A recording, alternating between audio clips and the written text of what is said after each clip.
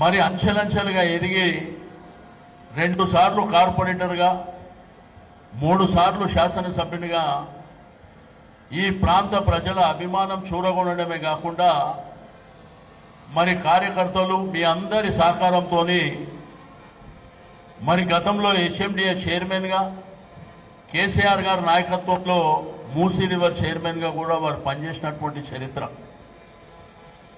అయితే ఈ విషయాలు మీకు చెప్పడానికి కారణం ఏంటంటే గతంలో ఇక్కడ కార్పొరేటర్గా చాలామంది పనిచేసారు. మరి భవిష్యత్తులో కూడా ఎలక్షన్లు వస్తున్నాయి. మరి ఈరోజు ఈ యొక్క ట్రైనింగ్ క్యాంపు కూడా మరి ఏర్పాటు చేయడానికి నా బూతు నా బాధ్యత. అంటే నీ డివిజన్లో ఉన్నటువంటి మన ఎలక్షన్ ఏజెంట్లు కానివ్వండి, మన బూత్ వరకు పరిమితంగా ఎట్లా పనిచేయాలి, ప్రజల మన్ననలను ఎట్లా పొందాలి, రెండోది మున్సిపల్ కార్పొరేషన్లో ఎన్ని డిపార్ట్మెంట్లు ఉంటాయి, మరి ప్రజల అవసరాలను దృష్టిలో ఉంచుకొని మనం ఎట్లా ఆ ప్రజల దగ్గరికి మరి నిరంతరంగా వెళ్ళేటువంటి కార్యక్రమాన్ని ఏ విధంగా చేయాలనేటువంటిది మరి ఈరోజు ఈ కార్యక్రమంలో అనేకమైనటువంటి అంశాలు ఒక్కొక్క డిపార్ట్మెంట్కు సంబంధించి ఒక్కొక్క సబ్జెక్టుకు సంబంధించి మరి మాట్లాడిపించేటువంటి అంశాలు జరుగుతున్నాయి. రెండోది తెలంగాణ ఉద్యమ చరిత్ర దేశపతి గారు ఇప్పుడే చెప్పారు. సరే, ఈ చరిత్ర అంతా కూడా తెలంగాణ ఉద్యమం 1956 కానీ 1969 కానీ 72 కానీ మనం చూడలే. కానీ కేసీఆర్ గారు చేసినటువంటి ఉద్యమాన్ని మాత్రం మనం కళ్ళారా చూసినటువంటి వ్యక్తులం. మరి కేసీఆర్ గారు టీఆర్ఎస్ పార్టీని స్థాపించి ఒక తెలంగాణ ఉద్యమాన్ని నడిపించి అహింసా మార్గం అంటే గాంధేయ మార్గంలో ఉద్యమాన్ని మరి ఉధృతంగా తీసుకువెళ్ళి ఒక రాష్ట్రాన్ని సాధించింది. అది కన్నా మన కళ్ళ ముందు ఉన్నటువంటి చరిత్ర. వచ్చినటువంటి రాష్ట్రాన్ని మరి ఏ విధంగా అద్భుతంగా అభివృద్ధి చేసిండో మన కళ్ళారా చూసినాం. గ్రామాలలో ఏం జరిగింది, హైదరాబాద్లో ఏం జరిగింది, రెండోది ఒకప్పటి మలక్పేట్ మరి ఎల్బీ నగర్ విస్తృతంగా మరి డెవలప్మెంట్ అయినటువంటి సందర్భంలో టీఆర్ఎస్ ప్రభుత్వం వచ్చినాక ఇక్కడ ఏం జరిగింది కూడా మీ కళ్ళారా చూశారు. ఒకప్పుడు ఇదే ఎల్బీ నగర్ చౌరస్తాలో మనం పెళ్లిళ్ళకి వెళ్ళినా, ఉద్యోగానికి వెళ్ళినా, వ్యాపారానికి వెళ్ళినా మరి ఏ పరిస్థితులు ఉండే ఆ ట్రాఫిక్ ఇబ్బందులు మీరు కళ్ళారా చూశారు. కానీ ఈరోజు ఆ రోజు సుధీర్ రెడ్డి గారు ఈ ప్రాంత ప్రజాప్రతినిధిగా ఇక్కడ ఉన్నటువంటి నిరంతరమైనటువంటి సమస్యల మీద మరి కేటీఆర్ గారు దృష్టికి తీసుకెళ్లి ఎక్కడ ఫ్లైఓవర్లు ఉండాలి, ఎక్కడ అండర్ పాస్ ఉండాలి, ఒకప్పుడు ఎల్బీ నగర్కు మంచినీటి సౌకర్యం కూడా ప్రాపర్గా ఉండే పరిస్థితులు లేవు. దినం తప్పి దినం నీళ్ళు వచ్చే పరిస్థితి కూడా లేదు. కానీ అవన్నీ అధిగమించి ఇక్కడ నివాసం ఉంటున్నటువంటి ప్రజల కోసం మరి అనేకమైనటువంటి కార్యక్రమాలు ఈ ప్రాంతంలో సర్వ మతాలకు చెందినటువంటి వైకుంఠ ధామాన్ని కూడా ఈ దేశానికి ఒక ఆదర్శవంతమైనటువంటి కార్యక్రమాన్ని కూడా మరి సుధీర్ రెడ్డి గారు స్వీకారం చుట్టారు. నిరంతరం మీ మధ్యలో ఉండి, రెండో వైపున ప్రజల మధ్యలో ఉండి, కాలనీల మధ్యలో ఉండి ప్రతి ఇష్యూ మరి ప్రభుత్వం దృష్టికి తీసుకెళ్లి టేకప్ చేయాలనేటువంటి ఆ తపన మీలో కూడా రావాలి. మనకేమైతుందంటే రాజకీయాలలో కార్యకర్తలుగా ఉన్నప్పుడు ఒక సమస్య, నాయకత్వానికి రాగానే రెండో సమస్య స్టార్ట్ అవుతుంది. పార్టీలా ఒక కార్యకర్తగా ఉన్నప్పుడు, ఒక డివిజన్ ప్రెసిడెంట్గా ఉన్నప్పుడు ఒక ఉద్యమకారుడుగా ఉన్నప్పుడు కార్పొరేటర్ కాగానే స్టైల్ మారిపోతుంది. కార్పొరేటర్ కాగానే అసలు నిజమైనటువంటి నిన్ను పోటీ చేస్తే గెలిపించినటువంటి కార్యకర్తల్ని ఫస్ట్ వాళ్ళని దూరం చేసుకుంటాం. ఆ దూరం చేసుకొని ఏదో ప్రపంచంలోని బిజీ నీకే ఉన్నట్టు ఆ ఫోజులు కొట్టేటువంటి కార్యక్రమం జరుగుతుంది. ఎప్పుడైతే ప్రజలు మనల్ని ఎన్నుకుంటారో మన ప్రవర్తన గతంలో ఎట్లుందో కార్పొరేటర్గా కూడా అట్లనే ఉంటే తుఫాన్లు వచ్చినా కానీ నువ్వే గెలవాలనేటువంటిది ఆ ప్రజల కోరిక ఉంటుంది. నువ్వు ఎంత డెవలప్మెంట్ చేసినా నీ ప్రవర్తన బాగలేకపోతే నేను ఇంటికి పంపించేటువంటి కార్యక్రమం జరుగుతుంది. ఇక కొంతమంది ఏం చేస్తారంటే ఈ డివిజన్ అంటే నా సామ్రాజ్యం, నా తప్ప కూడా ఉండొద్దు అంటాడు. కానీ నీకు తెలియదు ఇంటి పక్క కూడా రెడీ ఉంటాడు. ఎందుకంటే ఇది రాజకీయం. అవకాశాలు అనేది మనకు వచ్చినప్పుడు తప్పకుండా దాన్ని సద్వినియోగం చేసుకునేటువంటి కార్యక్రమం. ప్రజల మన్ననలు పొందాలి, కార్యకర్తల మన్ననలు పొందాలి. అతను శాశ్వత కాలం ఉండడానికి అవకాశం ఉంటుంది. దానికి ఎగ్జాంపులే మీ యొక్క శాసనసభ్యులు సుధీర్ రెడ్డి గారు. మీకేందంటే ఎగ్జాంపుల్స్ ఎక్కడనో దొరకవు, మన దగ్గరనే ఉన్నాయి.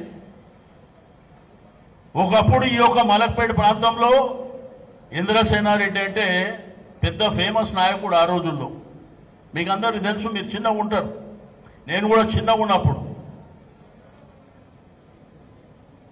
ఆ తర్వాత చూసినప్పుడు కూడా చాలా మంది వచ్చిపోయారు. కొంతమంది అయితే శాసనసభ్యులు అయిన తర్వాత సుధీర్ రెడ్డి గారి లాగా కాకుండా ఇక నాదే రాజ్యం అని చెప్పి కార్ల 4 కార్లు ముంగట 3 కార్లు వెనుక ఒక నవాబిగిరి టైప్లో ఉంటే వాళ్ళు 20 ఏళ్ళ దాకా మళ్ళీ ఎమ్మెల్యే కాలే ఇప్పుడైంది. కాబట్టి నేను మీ అందరూ కోరుకునేది ఏంటంటే మీ అందరి అదృష్టం సుధీర్ రెడ్డి గారి లాంటి శాసనసభ్యులు మీకు ఉండడమే మీ అదృష్టం. తప్పకుండా మీరు కూడా కమిట్మెంట్తో పనిచేయాలి. కొంతమందికి ఏంటంటే మాట్లాడితే కోపాలు వస్తాయి. ఇక కొంతమంది ఆడు ఫీల్డ్లో పనిచేయడు కానీ సుధీర్ రెడ్డి చుట్టూ తిరుగుతుంటాడు.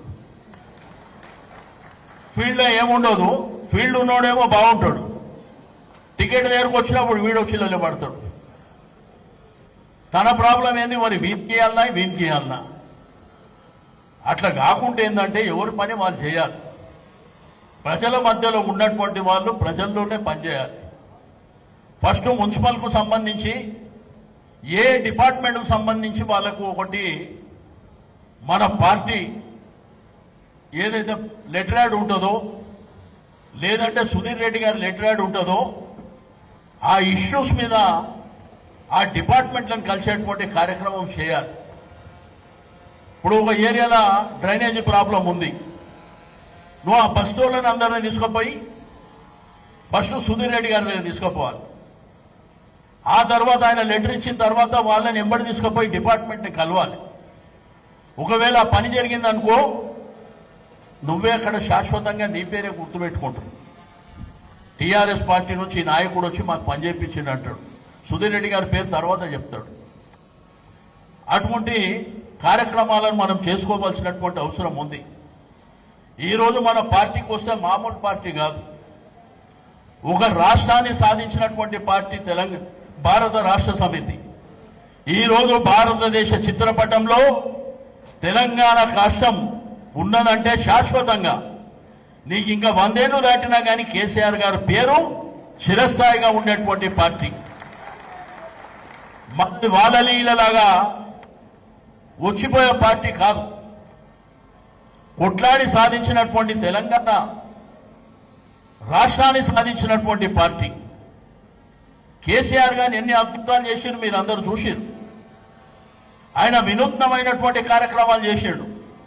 గ్రామాల్లో ఉండే ప్రజలకు, రైతులకు, మరి అక్కడ ఉన్నటువంటి కుల సంఘాలకు, కుల వృత్తులకు ఏమేమి కార్యక్రమాలు చేయాలనో నాకంటే మీకు ఎక్కువ బాగా తెలుసు. హైదరాబాద్ దగ్గరికి వచ్చినప్పుడు బస్తీ దవాఖానాలు పెట్టాడు.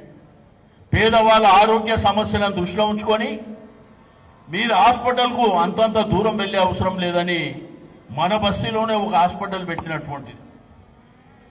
ఇక ఎల్బీ నగర్లో జరిగినటువంటి రోడ్లు కానీ, డ్రైనేజీ వ్యవస్థ కానీ, అదేవిధంగా ఫ్లైఓవర్లు కానీ, అండర్ పాసులు కానీ మీరు 10 ఏళ్ల ముందు చూసినటువంటిది 10 ఏళ్ల తర్వాత చూస్తే ఆశ్చర్యపోయిన విధంగా డెవలప్మెంట్ అనేది జరిగింది. అయినప్పటికీ మన దగ్గర 11 మంది కార్పొరేటర్లు ఓడిపోయారు. దాన్నే మనం ఛాలెంజ్గా తీసుకొని ఇప్పుడు 18 వస్తున్నాయి మీకు. ఈ 18 వచ్చినప్పుడు ఇన్నుంటే బూత్ కమిటీల వాళ్ళకు కూడా అవకాశం వస్తుంది. ఈసారి సుధీరానికి చెప్తున్న ఓపెన్ కాంపిటీషనే పెట్టు. ఓపెన్ కాంపిటీషన్ లేకుండా ముఖాలు చూసి పొట్టు పెడితే ఇబ్బందికరమైనటువంటి పరిస్థితి వస్తుంది. ఎవరు ప్రజలలో నిలబడి ప్రజలలో మన్ననలు పొందుతారో వాళ్ళకే టికెట్లు ఇవ్వండి. ఎందుకంటే ప్రజలు కోరుకునేటువంటి వ్యక్తులైతే డెఫినెట్ మన పార్టీ బలంగా ఉంటుంది. ఆ ప్రజల మన్ననలు కూడా పొందడానికి పూర్తి స్థాయిలో అవకాశం ఉంటుంది. ఆ విషయాన్ని సుధీర్ రెడ్డి గారు ఆ విషయాన్ని సనత్ నగర్ కాన్స్టిట్యున్సీ నిన్న మీరు ఇట్లనే మాది కూడా రివ్యూ మీటింగ్ జరిగింది ట్రైనింగ్ క్యాంప్. నేను కేటీఆర్ గారు నోట్తో చెప్పించిన ఓపెన్ కాంపిటీషన్ అని చెప్పి నా దగ్గర కూడా. ఎందుకంటే ప్రజలు ఆలోచన విధానం వేరే ఉంటుంది. ప్రజలకు కావాల్సింది వాళ్ళకి సర్వీస్ చేసేటువంటి నాయకత్వం కావాలి. సరే కాంగ్రెస్ గురించి ఇప్పుడు ఎవడు ఆలోచించే పరిస్థితిలో లేదు. 2 సంవత్సరాలు 5 మాసాలు అయింది. మరి కాంగ్రెస్ ప్రభుత్వం వచ్చిన తర్వాత ఏం జరిగింది రాష్ట్రంలో అంటే చిన్న పిల్లలకు కూడా బూతు మాటలు నేర్పించాడు మన ముఖ్యమంత్రి రేవంత్ రెడ్డి గారు. గా బూతు మాటలు తప్ప ఇంకేమన్నా ఒరిగిందా? బూతు మాటలు ఆయన కంటే ఎక్కువ మాట్లాడతాం. మా దగ్గర అయితే సికింద్రాబాద్ బోండా మార్కెట్, మీ గడ్డన్నరం మార్కెట్లా ఆడోళ్ళకి చెప్తే కూడా మాట్లాడతారు, అంతకంటే ఎక్కువ మాట్లాడతారు. కానీ ఈ రాష్ట్రంలో నీకు ప్రభుత్వం ఇచ్చింది, ఈ రాష్ట్రాన్ని ప్రగతి బాటలో ముందుకు తీసుకెళ్లాలని ఇచ్చింది. కానీ ఆయనేమో బూతు మాటలే నా ఏకైక మార్గం అని చెప్పి ఆయన మాట్లాడుకుంటూ పోతుడు. కాబట్టి మీ అందరు కూడా నేను చెప్పేది ఒకటే, హైదరాబాద్లో రాజకీయం చేయడం అనేది చాలా ఈజీ. మరి ఈ ప్రాంతంలోనే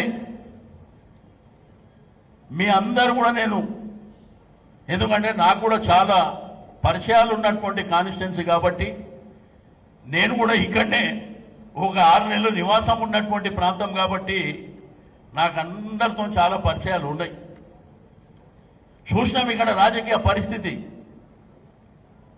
కాబట్టి మా నాయకులకు కార్యకర్తలకు మీకు అందరికీ ఒకటే, ఇక చాలామంది ఇప్పుడు 18 మంది కార్పొరేటర్ల క్యాండిడేట్లు కావాలి. కానీ మా దగ్గర చూస్తే వందలాది మంది ఉన్నారు. ఈ వందలాది మందిలో పోటీ చేసేది మాత్రం 18 మందే.